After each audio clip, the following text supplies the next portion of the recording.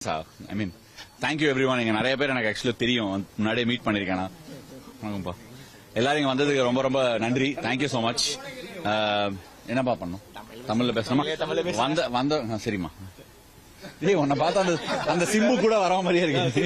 சரி, ஓகே. எல்லாருக்கும் நன்றி வந்ததுக்கு. முதல்ல நான் எதிர்பார்க்கவே இல்லை இவ்வளவு பேர் வருவீங்கன்னு. நான் அப்படியே குவாய்ட்டா வந்து மேல வீட்டுல போய் உட்காந்துக்கலாம் ரிலாக்ஸா நினைச்சிட்டு வந்தேன். But made my day. Thank you. இவ்வளவு வருஷமா டெஸ்ட் கிரிக்கெட் விளையாடிட்டு இந்த மாதிரி ஒரு லாஸ்டா இந்த மாதிரி ஒரு 2011 வேர்ல்ட் கப் முடிச்சுட்டு வரும்போது இருந்தது அதே feeling. So you go down the same memory lane, அதிலே திருப்பி நடந்து வரும். அதான் இதில் தமிழ மாத்தி இன்னும் நான் சொல்றேன். For what? No, actually, I mean, it's not. To be honest, I don't know, it's emotional for a lot of people. It will be emotional. Maybe it will sink in, but for me, personally, I think it's a great sense of relief and satisfaction.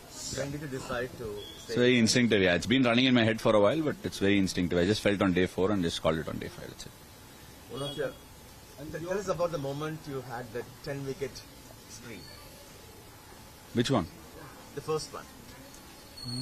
First 10 wicket, ஞாபகமே இல்லை எப்ப எடுத்தேன். To be honest, right. நம்ம எல்லாருமே வந்து நம்ம கரியர்ல we all keep going through a lot of things. இது கிரிக்கெட்டருக்கு மட்டும் இல்ல, பட் ஜென்ரலாவே சொல்றேன். எனக்கு வந்து ஒரு லாஸ்ட் 2 இயர்ஸாவே வந்து நான் என்னெல்லாம் பண்ணிருக்கேன், நைட்டு தூங்க போதெல்லாம் விக்கெட் விழுந்தது, ரன் அடிச்சதெல்லாம் ஞாபகம் வரும். பட் அதெல்லாம் வரதே இல்லை ஒரு 2 இயர்ஸா. ஸோ அதுவே ஒரு கிளியர் இண்டிகேஷன் தட் நம்ம வந்து அடுத்த பாதைக்கு போனோம் அப்படிங்கிறதுக்கு. ஸோ என்ன பொறுத்த வரைக்கும் அவ்வளவு பெரிய முடிவு இல்லை, நம்ம அடுத்த பாதைக்கு தான் போறோம். We are not done with anything. Have you been wanted to become the captain to lead the team? என்னங்க? To lead the Indian team as a captain? இனிமே முடியாது.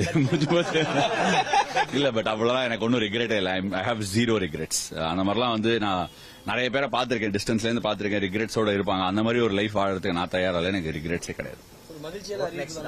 என்னங்க பார்த்தா தெரியலையா? சிரிச்சுனே இருக்கேன். இதுக்கு மேல என்ன வேணும்? ஒண்ணுமே கிடையாதுங்க. சும்மா இருக்கணும் கொஞ்சம் நல்ல. அவ்வளவுதானே. சும்மா